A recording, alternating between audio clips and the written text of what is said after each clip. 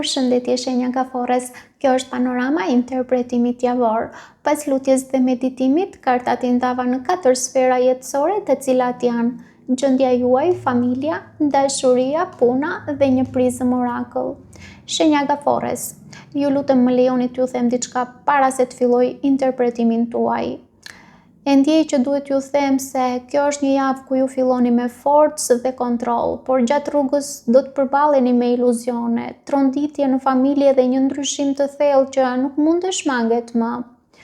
Duket se është një javë ku ju mësoni të hiqni dorë nga ajo që nuk është më e vërtet, edhe nëse dikur ishte gjithçka për ju. Kalojmë në gjendje personale ku kemi mbreti i shkopinjve, kalorësi i shpatave, 6 monedhat, 7 kupat. Ju hyni në këtë javë me një energji shumë të fortë. Mbreti i shkopinjve ju vendos në një pozicion fuqie. Ju ndiheni të vendosur, të motivuar, me dëshirë për të marrë drejtimin e jetës suaj.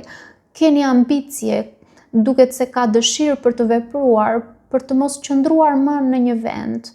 Dhe kjo energji përforcohet nga kalorësi i shpatave, sepse nënkupton se ju nuk dëshironi të prisni më, ju dëshironi përgjigje, lëvizje, veprim të menjëhershëm.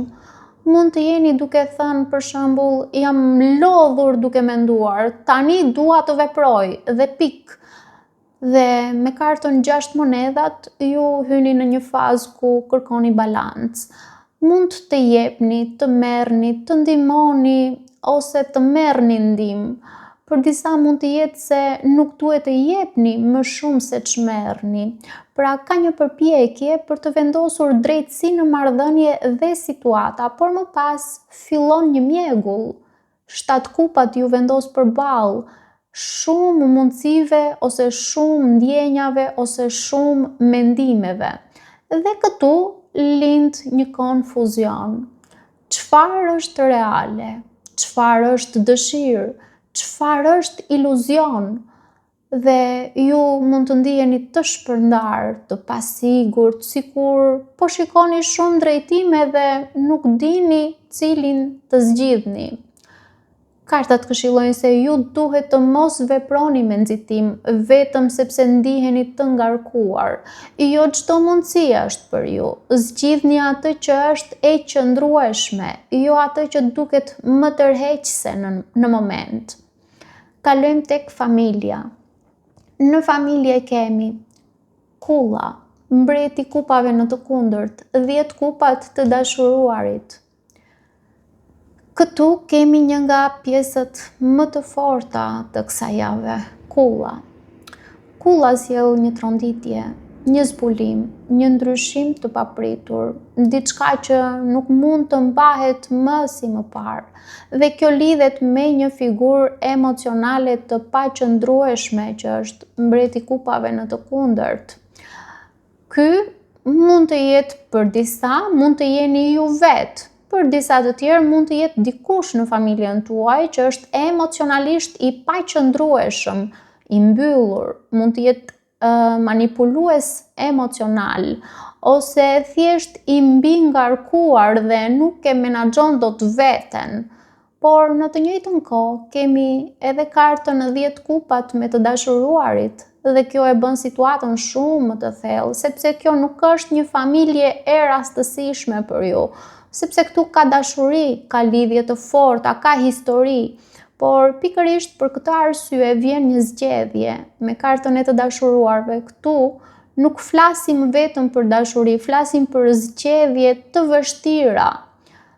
Dhe ndoshta ju pyesni veten, a do të qëndroj më në këtë dinamik?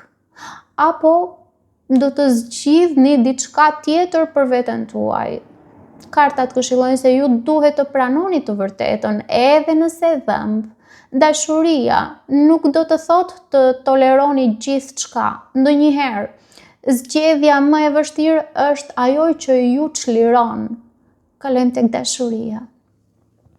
Në dashuri kemi 2 shkopinjt, 9 monedhat, 3 kupat, 9 shkopinjt. Në dashuri energjia është shumë interesante, jo dramatike, por shumë e brëndshme. Ju jeni në një pikë ku po shikoni përpara. Me dy shkopinjt, ju jeni duke menduar, ku po shkoj me këtë? Çfarë dua unë në të ardhmen time? Ju nuk jeni më në impuls, ju jeni në analizë. Me 9 monedat, ju jeni mirë me veten. Duket sikur nuk keni nevojë për dikë për t'u ndjerë të plot, sepse keni një pavarësi të dukshme, një vetë vlerësim. Më pas kemi 3 kupat, që nënkupton lidhje, ndalje, komunikim, socializim. Pra mund të ketë një njohje ndoshta për disa mund të ketë një afrimitet, ose një rikthim pa shumë pesh, do të thoja unë. Por më pas kemi 9 shkopinjt, edhe këtu shihet e vërteta, sepse ju jeni të lodhur, ju jeni duke mbrojtur veten dhe nuk dëshironi të hapeni lehtë emocionalisht. Pra duket sikur po mbroni zemrën tuaj. Edhe nëse ka mundësi për lidhje, ju nuk jeni plotësisht të lirë emocionalisht. Pra nuk keni besim, doni ta mbroni veten me çdo kusht. Dhe kartat këshillojnë se ju duhet të mos ndërtoni mure aq të larta dhe aq të forta sa askush të mos hy. Po, duhet ta mbroni veten, por mos u mbyllni plotësisht, sepse jo çdo person është kërcënim. Kalojmë tek puna. Në punë kemi 3 shpatat, perandori, 10 shkopinjt në të kundërt, 7 monedat. Në punë fillimisht kemi një ndjenjë që diçka ju ka lënduar ose mund t'ju lëndoj.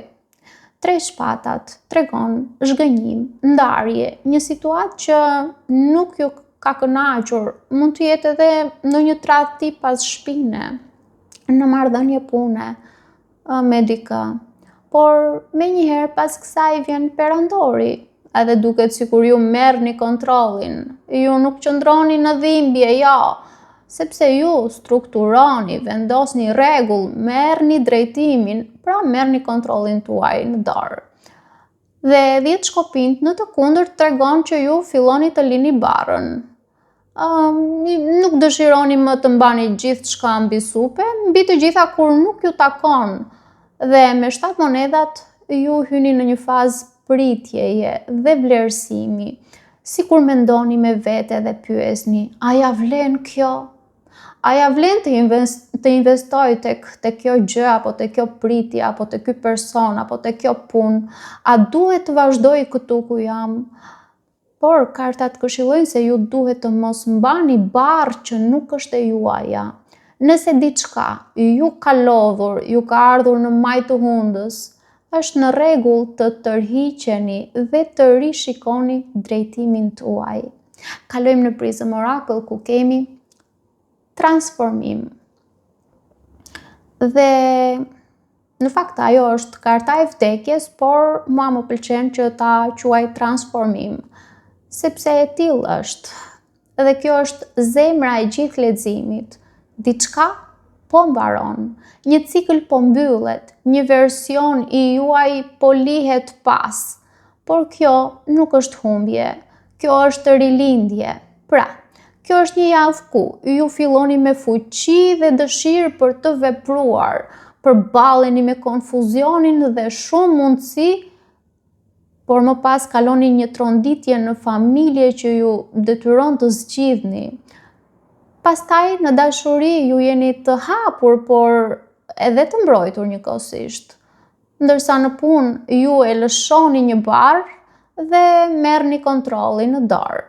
Në fund, duket se ju nuk jeni më i njëjti person që hyni në këtë javë, sepse ju keni lënë pas diçka që nuk ishte më për ju.